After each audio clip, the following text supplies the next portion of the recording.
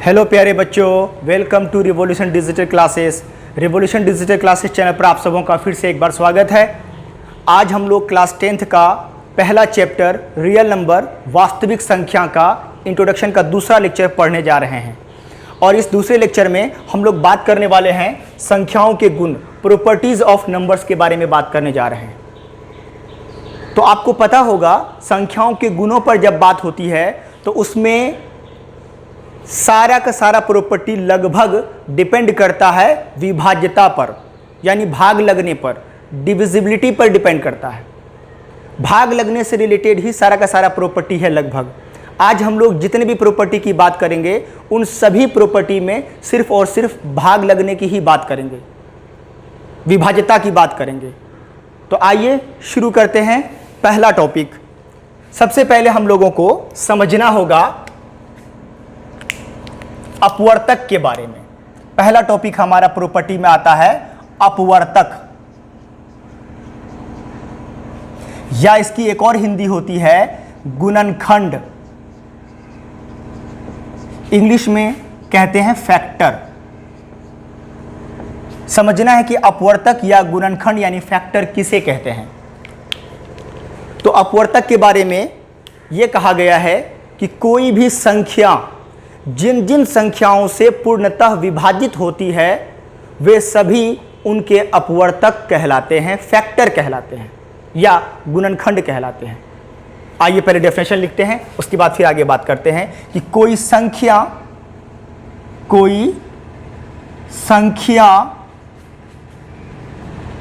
जिन जिन संख्याओं से पूर्णतः विभाजित होती है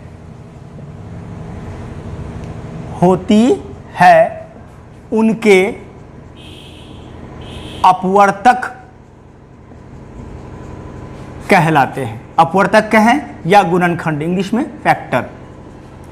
क्या मतलब हुआ इसका कि कोई संख्या जिन जिन संख्याओं से पूर्णतः विभाजित होती है वे सभी संख्याएं उनके अपवर्तक कहलाते हैं। जैसे एग्जाम्पल के तौर पर अगर हम बात करें, कोई आपको कहे कि 15 का अपवर्तक क्या होगा, 15 का फैक्टर क्या सब होगा, तो मतलब ये पूछा जा रहा है कि ये 15 किन किन संख्याओं से विभाज्य है, किन किन संख्याओं से 15 में भाग लग जाएगा।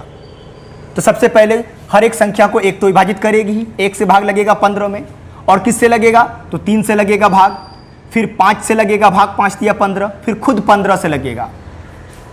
1, 3, 5, 15 इन चारों संख्याओं से 15 में भाग लग जाता है। तो ये चारों संख्याएं 15 का अपवर्तक कहलाया। ठीक उसी तरह कोई आपको बोलेगा कि 20 का अपवर्तक बताओ क्या होगा, 20 का अपवर्तक क्या सब होगा।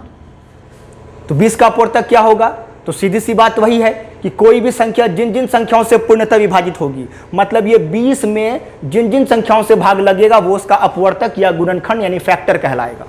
तो 20 में किन किन संख्याओं से भाग लगेगा, तो 20 में भाग लगेगा 1 से तो भाग लगेगा ही सब में, फिर 2 से भी भाग लगता है, फिर उसके बाद 4 से भाग लगता है, 4 पंचे 20, फिर 5 से 5 चौके 20, फिर 10 से 10 दूनी 20, और फिर खुद 20 से भाग लगता है। तो ये 1, 2, 4, 5, 10 और 20 का अपवर्तक कहलाया।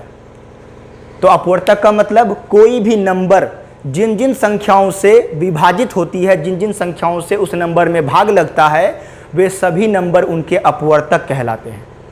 ये संख्याओं का पहला प्रॉपर्टी था। चलिए अब दूसरा प्रॉपर्टी पर बात करते हैं। इसके बाद दूसरा प्रॉपर्टी आपको समझना है अपवर्तीय, या इसकी एक और हिंदी होती है गुणज, जिसको इंग्लिश में हम लोग कहते हैं मल्टीपल। इसको समझना है कि अपवर्त या गुणज या मल्टीपल किसे कहते हैं। जैसे उसमें बात क्या किया गया है कि कोई संख्या जिन जिन संख्याओं से विभाजित होती है वो अपवर्तक कहलाता है, ठीक उसी तरह इसमें बात यह कहा गया है कि कोई संख्या जिन जिन संख्याओं को विभाजित करती है, जिन जिन संख्याओं को भाग देती है, वो सभी संख्याएं उनके अपवर्त या गुणज कहलाते हैं। चलिए डेफिनेशन पहले लिख लें कि कोई संख्या जिन जिन संख्याओं को, जिन जिन संख्याओं को पूर्णतः विभाजित करती है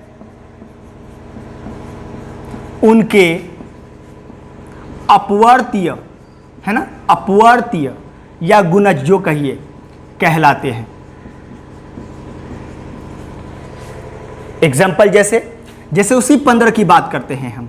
अगर हम बोलेंगे 15 का अपवर्तीय लिखें, आप 15 का अपवर्तीय लिखें, 15 का मल्टीपल बतावें क्या होगा, मतलब ये 15 जिन जिन संख्याओं को भाग देगा वो उसका अपवर्त्य कहलाएगा। जैसे ये 15 सबसे पहले अपने आप को भाग देगा, 15 कम 15, फिर 15 30 को देगा, 15 तिया 45, 15 चौके 60, 15 पचे 75। इस तरह से अनगिनत संख्याएं हैं जिनको ये 15 भाग दे सकती है। ये 15 जिसको भी भाग देगा वो उसका अपवर्त्य कहलाएगा, गुणज कहलाएगा। ऐसा नहीं कि 15 का पहाड़ा, 15 का पहाड़ा बिल्कुल अपवर्त्य है, लेकिन 15 ही 150 के बाद अपवर्त्य खत्म नहीं होगा। 150 के बाद 165 वो भी 15 से विभाजित है तो वो भी अपवर्त्य कहलाएगा। 225 15 से कट जाता है, बिल्कुल, इसका मतलब 15 का अपवर्त्य वो भी होगा, गुणज वो भी होगा। मतलब 15 से जिसमें भी भाग लगेगा वो उसका अपवर्त्य या गुणज यानी मल्टीपल कहलाएगा। ठीक उसी प्रकार एक और एग्जाम्पल लिखते हैं, जैसे 20 का अपवर्त्य। 20 का अपवर्त्य क्या होगा, 20 का अपवर्त्य या गुणज जो कहें तो खुद 20 होगा पहले, फिर 20 दूनी 40, 20 तिया 60, 20 चौके 80, 20 पंचे 100, 110 होगा, नहीं होगा। क्यों, 110 में भाग नहीं लगता, 120 में लगता है, 140 में लगता है। तो 20 से जिसमें भाग लगेगा वो सारा नंबर उसका क्या कहलाएगा, अपवर्त्य कहलाएगा। तो इस तरह अपवर्त्य का मतलब हुआ कि कोई भी संख्या जिसको जिसको भाग देगा वो सब उसका अपवर्त्य या गुणज कहलाता है। इंग्लिश में मल्टीपल उसी को कहते हैं। संख्याओं का ये 2 प्रॉपर्टी आप लोगों ने देखा। इसके बाद अगला प्रॉपर्टी हम लोगों को पढ़ना है सम संख्याएं। पढ़े होंगे, बहुत इजी टॉपिक है ये, लेकिन ये सब आपके पहले चैप्टर के इंट्रोडक्शन में शामिल है। इन सब के बारे में बात होगी, इसलिए इन सबको बताया जा रहा है। सम संख्याएं, इवन नंबर्स, सम संख्याएं बहुत ही कॉमन चीज है। सम संख्या, इवन नंबर किसे कहते हैं, वैसी संख्याएं जो 2 से पूर्णतः विभाजित होती है, जिसमें 2 से पूरा भाग लगता है, वो सम संख्या कहलाता है, इवन नंबर। बहुत ही कॉमन चीज है। आइए डेफिनेशन लिखते हैं कि वैसी संख्याएं जो 2 से पूर्णतः विभाजित होती है, सम संख्याएं कहलाती है। और 2 से भाग लगने का नियम आपको पता होगा कि कोई भी संख्या के आखिर में यानी इकाई अंक अगर उसका 0, 2, 4, 6 या 8 रहे तो वो संख्या 2 से पूर्णतः विभाजित होती है। तो बस 2 से जिसमें भाग लगेगा वो सम संख्या, तो 2, 4, 6, 8, 10, थोड़ी बड़ी संख्या लिखते हैं 124, 376, 874, 788, 798 एटसेट्रा। देखिए बड़ी संख्याओं में आखिर में 4 है, 2 से भाग लगेगा, आखिर में 6 है, 2 से भाग लगेगा, आखिर में 4 है, 2 से भाग लगेगा, आखिर में 8 है, 2 से भाग लगेगा। तो जिन संख्याओं में भी 2 से पूरा भाग लगता है उसको हम क्या कहते हैं, सम संख्या, इवन नंबर। ये आपने देखा। नेक्स्ट टॉपिक हम लोगों को समझना है प्रॉपर्टी में विषम संख्याएं। बहुत इजी टॉपिक है ये सब, लेकिन ये सब आपके चैप्टर में शामिल है इसलिए बताया जा रहा है। यानी ओड नंबर्स, हर एक टॉपिक की हम लोग बात करेंगे धीरे धीरे। ओड नंबर्स पे बात करते हैं, यानी विषम संख्याओं पर बात करते हैं कि विषम संख्या किसे कहते हैं। नॉर्मल सम संख्या वैसी संख्या जो 2 से पूर्णतः विभाजित होती है, तो विषम किसको कहेंगे, वैसी संख्याएं जो 2 से पूर्णतः विभाजित नहीं होती है उसको कहते हैं विषम संख्या। आइए डेफिनेशन लिखते हैं, बहुत ही कॉमन है ये, कि वैसी संख्याएं जो 2 से पूर्णतः विभाजित नहीं होती है, विषम संख्याएं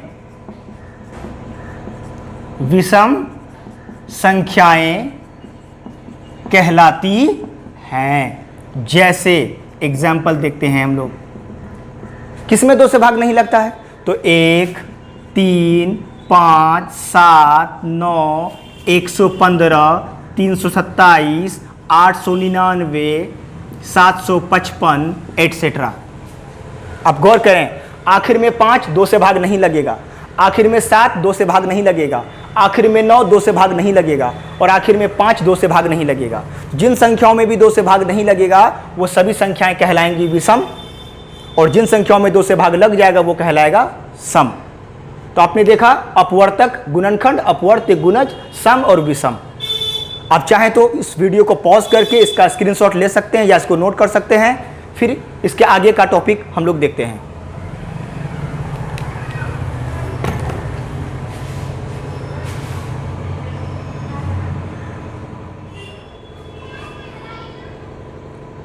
अगला टॉपिक है हमारा अभाज्य संख्याएं, यानी कि प्राइम नंबर समझना है हम लोगों को अगला टॉपिक।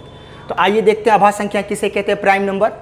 आप लोगों ने पढ़ा होगा, आप लोग डेफिनेशन इस तरह से समझते होंगे कि वैसी संख्याएं जो एक और खुद के अलावे किसी अन्य संख्या से विभाज्य ना हो, अभाज्य संख्या यानी कि प्राइम नंबर कहलाता है। लेकिन इस डेफिनेशन में एक कन्फ्यूजन हो जाता है एक के बारे में कि एक अभाज्य संख्या है या नहीं। तो आपको बता दूं कि एक अभाज्य संख्या नहीं है, लेकिन हम लोग रियल डेफिनेशन को हमेशा छिपा देते हैं, रियल डेफिनेशन समझने की कोशिश नहीं करते हैं। तो सही डेफिनेशन जो अभाज्य संख्याएं प्राइम नंबर का है वो क्या है, जरा सा उसको देखते हैं कि वैसी संख्याएं जिनके केवल 2 ही अपवर्तक हों, अभाज्य संख्याएं कहलाती हैं। वैसी संख्याएं जिनके केवल 2 ही अपवर्तक हों, 2 ही गुणनखंड हों, 2 ही फैक्टर हों, वो कहलाएगा अभाज्य संख्या। अब अपवर्तक का मतलब क्या था कि कोई भी नंबर जिससे जिससे विभाजित होगा, जिससे जिससे उसमें भाग लगेगा, वो अपवर्तक कहलाता है। तो अब 2 अपवर्तक कब होगा, जब किसी नंबर का अपवर्तक 2, मतलब कौन कौन रहे, एक 1, एक खुद वो नंबर। इसलिए 2 अपवर्तक का मतलब हम लोग समझते हैं कि कोई भी नंबर जब खुद से और 1 से विभाजित हो और किसी दूसरी संख्या से विभाजित नहीं हो, उसी को कहते हैं प्राइम नंबर, यानी कि अभाज्य संख्या। जैसे एग्जाम्पल के तौर पर हम लिखें तो 2 अभाज्य संख्या है। क्यों? क्योंकि इसका अपवर्तक क्या होगा, 1 और 2, 3, 1, 3, 5, 7, 11, 13, 17, 19, 23, 29, 31 एटसेट्रा। ये वो संख्याएं हैं जिनके केवल 2 ही अपवर्तक हैं, अर्थात ये संख्याएं 1 से विभाजित है और खुद अपने आप से विभाजित है। इसलिए इन सबों को हम क्या कह सकते हैं, प्राइम नंबर यानी अभाज्य संख्या। जबकि अगर आप 1 को देखेंगे, कोई आपको अगर कहेगा कि 1 का अपवर्तक क्या होगा, यानी 1 किन से विभाजित है, तो 1 खुद अपने आप यानी 1 से विभाजित है। तो 1 का अपवर्तक कितना हुआ, सिर्फ 1 अपवर्तक हुआ। जबकि अभाज्य संख्या उसको कहते हैं जिनके केवल 2 अपवर्तक हों। इसलिए 1 अभाज्य संख्या नहीं है, याद रखेंगे। पहली अभाज्य संख्या कौन है, तो 2। एक और बात, एकमात्र सम अभाज्य संख्या भी कौन है, तो 2, याद रखेंगे। अभाज्य संख्या देखा आपने, अभाज्य संख्याओं का एक दूसरा नाम होता है रूढ़ संख्या। रूढ़ संख्या अभाज्य संख्या को ही कहा जाता है। चलिए अगला टॉपिक हम लोग देखते हैं, भाज्य संख्याएं। भाज्य संख्याएं यानी कि कंपोजिट नंबर्स। भाज्य संख्या किसे कहते हैं, जैसे कहा गया है वैसी संख्या जिनके 2 अपवर्तक होंगे अभाज्य संख्या। तो यहां पर कहेंगे वैसी संख्याएं जिनके 2 से अधिक अपवर्तक हों वो भाज्य संख्या कहलाती है, कंपोजिट नंबर कहलाती है। देखिए डेफिनेशन कि वैसी संख्याएं जिनके 2 से अधिक अपवर्तक हों भाज्य संख्याएं कहलाती हैं, है ना। वैसी संख्याएं जिनके 2 से अधिक अपवर्तक हो। क्या मतलब हुआ? अपवर्तक मतलब जिससे भाग लगेगा, मतलब किसी भी नंबर में एक और खुद के अलावे किसी दूसरे से भी भाग लगे। एक और खुद के अलावे जब किसी दूसरे से भी भाग लगेगा तो उसका 2 से ज़्यादा अपवर्तक होगा, और जिनका 2 से ज़्यादा अपवर्तक होता है उनको हम क्या कहते हैं? भाज्य संख्याएं। यानी अगर आम भाषा में बोलें तो वैसी संख्याएं जो एक और खुद के अलावे किसी दूसरी संख्या से भी विभाजित हो, उनको कहते हैं हम भाज्य संख्या, कंपोजिट नंबर। सबसे पहली भाज्य संख्या कौन है? तो सबसे पहली भाज्य संख्या है 4, उसके बाद 6, 8, 9, 10, 12, 14, 15, 16, 18, 20 एटसेट्रा। यानी वो संख्याएं जिनका 2 से अधिक अपवर्तक होगा, जो संख्या एक और खुद के अलावे किसी दूसरे से भी विभाजित होगा, हम उसको कहेंगे भाज्य संख्याएं यानी कंपोजिट नंबर। तो आपने समझा अभाज्य संख्याएं और भाज्य संख्याएं, प्राइम नंबर और कंपोजिट नंबर। चलिए अगला टॉपिक हमारा है, अगला टॉपिक हम लोग समझते हैं सह अभाज्य संख्याएं, यानी कि को प्राइम नंबर्स। को प्राइम नंबर्स, सह अभाज्य संख्याएं। देखने में दिक्कत होगी इसलिए हम इसको रिपीट कर देते हैं, सह अभाज्य संख्याएं यानी को प्राइम नंबर्स। किसको बोलते हैं? तो आपने अब तक देखा सम, विषम, भाज्य, अभाज्य, अपवर्तक, अपवर्तक, ये सारे प्रॉपर्टी सिंगल नंबर प्रॉपर्टी थे, एक नंबर का ये गुण था। लेकिन ये जो प्रॉपर्टी पढ़ने जा रहे हैं सह अभाज्य को प्राइम, ये एक नंबर नहीं बल्कि 2 संख्याओं के बीच का गुण है। 2 संख्याओं के बीच का कैसा गुण? तो कहा गया कि वैसी 2 संख्याएं जिनका कॉमन फैक्टर यानी उभयनिष्ठ गुणनखंड केवल एक हो, 1, उसको कहते हैं सह अभाज्य संख्या। पहले डेफिनेशन लिखते हैं फिर आगे विस्तार से बात करते हैं कि वैसी 2 संख्याएं जिनका उभयनिष्ठ गुणनखंड यानी इसको लिख दें कॉमन फैक्टर केवल 1 हो, सह अभाज्य संख्या कहलाती है। सह अभाज्य संख्याएं कहलाती हैं। जैसे एग्जाम्पल के तौर पर आप देखें, जैसे हम लिखें 8 और 15, 8 और 15, 8 और 15 जो आप देख रहे हैं ये सह अभाज्य संख्या है। कैसे? तो आप देखिए, कोई आपको कहेगा कि 8 का गुणनखंड क्या होगा, फैक्टर क्या होगा, तो 1, 2, 4 और 8। 15 का फैक्टर क्या होगा, तो 1, 3, 5 और 15, यानी अपवर्तक यानी गुणनखंड। तो इनमें कॉमन क्या है, उभयनिष्ठ क्या है, तो सिर्फ एक इनमें कॉमन है। तो इसका मतलब 8 और 15 क्या कहलाया आपस में, सह अभाज्य को प्राइम नंबर कहलाया। तो वैसी 2 संख्याएं जिनका कॉमन फैक्टर सिर्फ 1 हो, मतलब आसान भाषा में अगर बोलें तो वैसी 2 संख्याएं जिन दोनों को भाग देने वाला कॉमन नंबर सिर्फ 1 हो, 1 के अलावा किसी से भी दोनों एक साथ भाग न लगे, तो हम उसको कहेंगे सह अभाज्य यानी को प्राइम नंबर। जैसे और भी एग्जांपल अगर लिख दें हम, जैसे हम लिखें 15 और 16, आपको लिख दिया जाए 9 और 20, है ना, एटसेट्रा, काफ़ी है। यानी आप गौर करें, ये 15 भी कई नंबर से विभाजित है एक के अलावा, 16 भी कई नंबर से है, लेकिन ये दोनों की बात करेंगे तो ये दोनों सिर्फ एक से विभाजित है, एक से ही दोनों कट सकता है, एक के अलावा कोई दूसरा नंबर नहीं जो दोनों को भाग दे सके। तो 15 और 16 सहभाज्य हो गया। 9 और 20, 9 को भाग देने वाली संख्याएं है 1, 3, 9। 20 को भाग देने वाला नंबर है 1, 2, 4, 5, 20, लेकिन दोनों को भाग देने वाला कॉमन नंबर क्या होगा? तो सिर्फ 1। इसलिए 9 और 20 जो कहलाया एक दूसरे का सह अभाज्य को प्राइम कहलाया। तो को प्राइम का मतलब यही होता है। अच्छा, अगर कोई आपसे इसी जगह पूछ ले कि 8 और 20 होगा सहअभाज्य? बिल्कुल नहीं होगा। क्यों? क्योंकि 8 और 20 में अगर गौर करें तो इन दोनों को भाग देने वाला कॉमन नंबर 1 के अलावा 2 है। 2 चौके 8, 2 दाही 20, 4 है, 4 दूनी 8, 4 पंचे 20। तो 8 और 20 का कॉमन फैक्टर यानी उभयनिष्ठ गुणनखंड जो है 1, 2, 4 हो गया।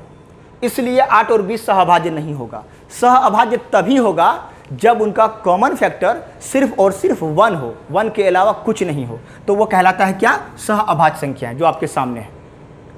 अच्छा, सहअभाज्य में 2 पॉइंट हम आपको लिख देना चाहते हैं यहाँ पे, 2 पॉइंट जो बिल्कुल कंपल्सरी समझ लीजिए आप। वो ये पहला पॉइंट कि क्रमागत 2 संख्याएं सदैव यानी हमेशा सहअभाज्य संख्याएं होती है। सहअभाज्य संख्याएं होती है ना? लगातार कोई भी 2 नंबर अगर आप लेते हैं तो वो हमेशा सहअभाज्य होगा ही, वहां चेक करने की जरूरत आपको नहीं है। जैसे एग्जांपल के तौर पर हम अगर लिखें तो 5 और 6 सहअभाज्य हुआ, देख लीजिए, चेक करने की जरूरत भी नहीं है। 20 और 21 है ना, 35 और 36, कोई भी लगातार 2 नंबर अगर हम लिख दें तो उसको सहअभाज्य होना ही है, वो सहअभाज्य होंगे ही।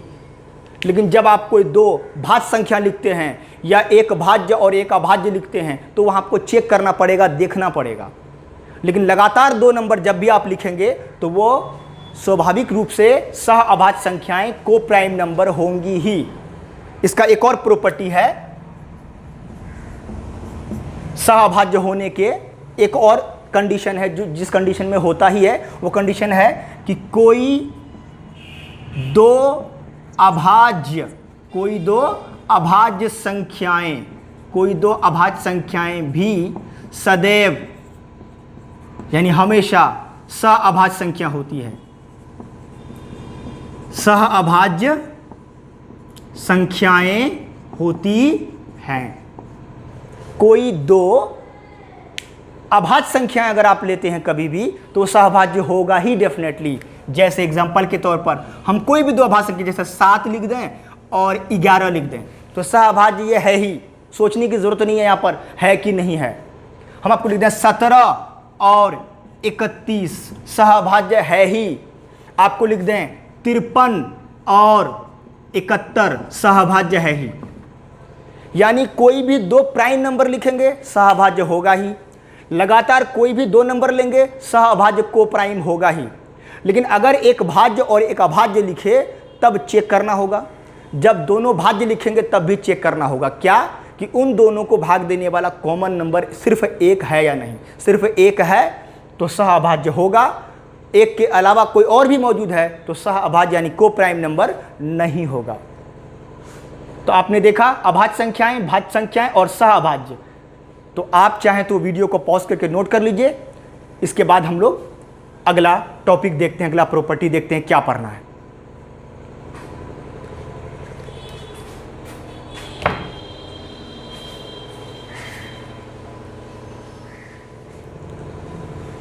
तो अगला प्रॉपर्टी हम लोगों को पढ़ना है महत्तम समापवर्तक और दूसरा लघुत्तम समापवर्तीय, यानी कि लॉसअ और मॉसअ, HCF और LCM, ये पढ़ना है हम लोगों को। सबसे पहले तो नाम में कन्फ्यूजन होता है बहुत लोगों को कि मॉसअ बोलें या मॉसअ बोलें, तो दोनों ही आप बोल सकते हैं। अगर आप कहते हैं महत्तम समापवर्तक तो आप मॉसअ कहेंगे शॉर्ट में। अगर आप कहते हैं महत्तम सम अपवर्तक तोड़ के तो आप बोलेंगे मॉसअ। उसी तरह लॉसअ में आगे देखेंगे लॉसअ की बात बाद में। फिलहाल पहले मॉसअ को देखते हैं। मॉसअ किसको कहा गया है, यानी HCF किसे कहते हैं? निकालने की बात नहीं हो रही है, बात हो रही कहते किसे हैं। तो ये प्रॉपर्टी 2 या 2 से अधिक संख्याओं के बीच का प्रॉपर्टी है। 2 या 2 से अधिक संख्याओं के बीच का कैसा प्रॉपर्टी? तो आइए समझते हैं। कहा गया है इसके डेफिनेशन में कि किन्हीं दो या दो से अधिक संख्याओं को विभाजित करने वाली सबसे बड़ी संख्या उनका मौसौ यानी HCF कहलाता है। तो आइए पहले डेफिनेशन लिखते हैं, फिर समझने की कोशिश करते हैं कि किन्हीं दो या दो से अधिक संख्याओं को पूर्णतः विभाजित करने वाली सबसे बड़ी संख्या दिए गए संख्याओं का मौसौ यानी HCF कहलाता है ना, कहलाता है। क्या मतलब हुआ इसका? तो आइए समझते हैं।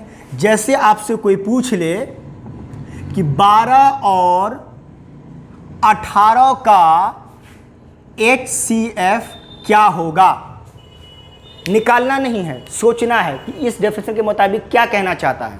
आपने देखा कि किसी भी दो या दो से अधिक संख्याओं को भाग देने वाली सबसे बड़ी संख्या जो होगी वो उनका HCF या मौसौ कहलाता है। तो 12 18 दोनों को भाग कौन देता है? तो 2 से भी तो भाग लगता है, 2 छक्के 12 2 9 18। 3 से भी भाग लगता है, 3 चौके 12 3 छक्के 18। और 6 से भी भाग लगता है, 6 दूनी 12 6 तिया 18।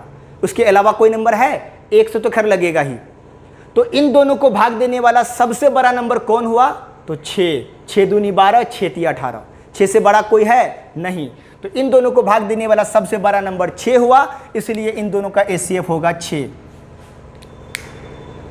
उसी तरह अगर हम इसी जगह ले लें कि 12 15 और 18 का HCF क्या होगा, तो अब संख्याएं 3 हो गई।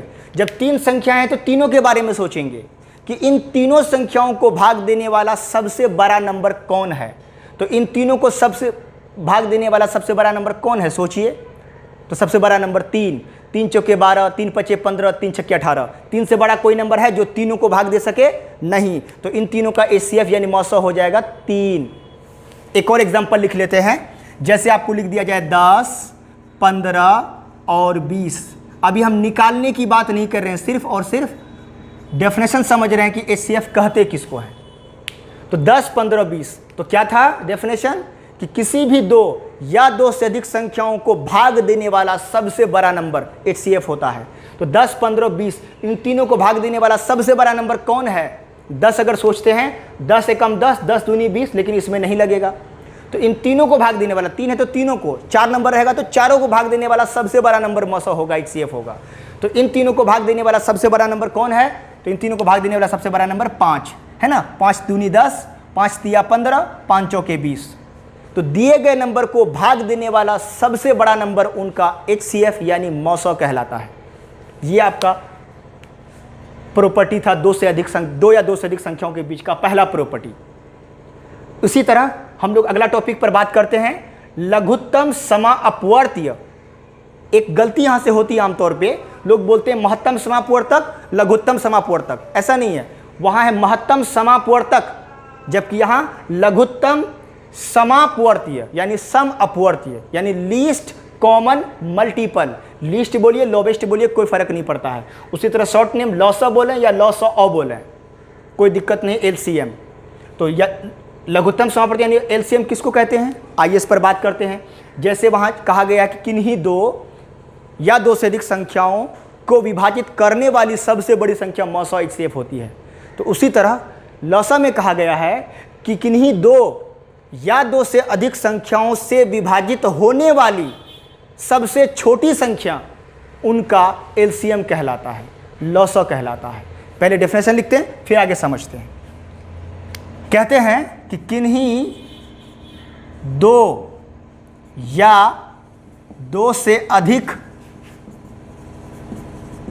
संख्याओं से विभाजित होने वाली सबसे छोटी संख्या, सबसे छोटी संख्या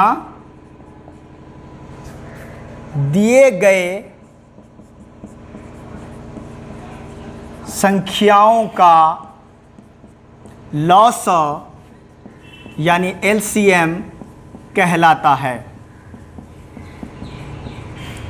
क्या मतलब हुआ इसका? एग्जाम्पल के थ्रू समझते हैं। जैसे एग्जाम्पल आपको हम देते हैं, आपको बोलेंगे कि 4 और, बहुत सिंपल एग्जाम्पल ले रहे हैं पहला, 4 और 6 का एलसीएम क्या होगा? 4 और 6 का एलसीएम यानी लॉसअ क्या होगा? तो क्या पूछना चाह रहे हैं? ये पूछना चाह रहे हैं कि किन्हीं 2 या 2 से अधिक संख्याओं से विभाजित होने वाली सबसे छोटी, सबसे पहली संख्या, वही होगा इसका एलसीएम। यानी 4 से और 6 से भागा सबसे पहले किस में लगेगा? सबसे छोटा नंबर कौन है जिसमें 4 से भी भाग लग जाएगा और 6 से भी भाग लग जाएगा? तो आप गौर करें, 12 नहीं, 4 तिया 12, 6 दूनी 12, 12 से बड़ा अनगिनत नंबर है, लेकिन सबसे छोटा, सबसे पहला नंबर जो होगा वही उनका एलसीएम कहलाएगा। और एग्जांपल जैसे उसी को हम दोबारा लिख देते हैं, जैसे 12 और 18 को ले लेते हैं। 12 और 18 का एलसीएम क्या होगा? क्या मतलब हुआ कि 12 से और 18 से भागा सबसे पहले किस में लगेगा? वो कौन सबसे छोटा नंबर है जिसमें 12 से भी भाग लग जाएगा, 18 से भी भाग लग जाएगा? क्योंकि दिए गए नंबर से विभाजित होने वाली संख्या एलसीएम होती है, जबकि दिए गए संख्याओं को विभाजित करने वाली संख्या एचसीएफ यानी मौसो होती है। तो 12 18 से भागा किस में लगेगा सबसे पहले? तो अगर आप गौर करेंगे तो आपको मालूम पड़ेगा 36 में। नहीं, 12 तिया 36, 18 दूना 36। 36 से पहले कोई नहीं है जिसमें कि 12 18 दोनों से भाग लग सके। हाँ, 36 के बाद अनगिनत संख्याएं होंगी जिसमें 12 से भी भाग लगेगा, 18 से भी भाग लगेगा, लेकिन सबसे छोटा, सबसे पहला नंबर 36 हुआ। इसलिए मौखिक रूप से हम कह सकते हैं ओरली कि 12 18 का एलसीएम हो गया 36। उसी तरह एक और एग्जांपल ले लें हम आपको दे दें कि 5, 10 और 15 का एलसीएम। 3 नंबर ले लेते हैं, 5, 10 और 15। तो क्या होगा इनका एलसीएम? निकालना नहीं, सोचना है। क्या सोचना है? यही कि 5, 10 और 15 इन तीनों नंबर से भागा सबसे पहले किस में लगेगा? वो कौन सबसे छोटा नंबर है जिसमें इन तीनों से भाग लग जाएगा? तो अगर आप सोचेंगे तो आपको मिलेगा 30, है ना? 30 से पहले 20 सोचते हैं तो 10 से लगेगा, 5 से लगेगा, लेकिन 15 से नहीं लगेगा, जबकि दिए गए सभी नंबर से भाग लगना चाहिए। तो 30, 5 छक्के 30, 10 तिया 30, 15 दूनी 30। तो 5, 10 और 15 का एलसीएम क्या हो गया? 30। तो एलसीएम किसे कहते हैं? दिए गए संख्याओं से विभाजित होने वाली सबसे छोटी, सबसे पहली संख्या दिए गए नंबर का एलसीएम यानी कि लॉसअ कहलाता है। तो आपने देखा मौसौ और लॉसअ, ये 2 प्रॉपर्टी पर भी पहले चैप्टर में बात हुई है, इसलिए हमने आपको ये 2 प्रॉपर्टी को समझाया है। आप चाहें तो इसको पॉज करके, वीडियो को पॉज करके इसका स्क्रीनशॉट ले सकते हैं, आप इसको नोट कर सकते हैं। आज का टॉपिक यहीं तक रखते हैं, फिर हम लोग नेक्स्ट वीडियो में, अगले वीडियो में हम लोगों का टॉपिक शुरू होगा यूक्लिड विभाजन प्रमेयिका, यूक्लिड विभाजन एल्गोरिथम, और साथ साथ हम लोग अगले वीडियो में एक्सरसाइज 1.1 को क्लियर करेंगे। तब तक के लिए good bye, thank you very much. आप चैनल से जुड़े रहें, सब्सक्राइब करें, लाइक करें। Thank you very much.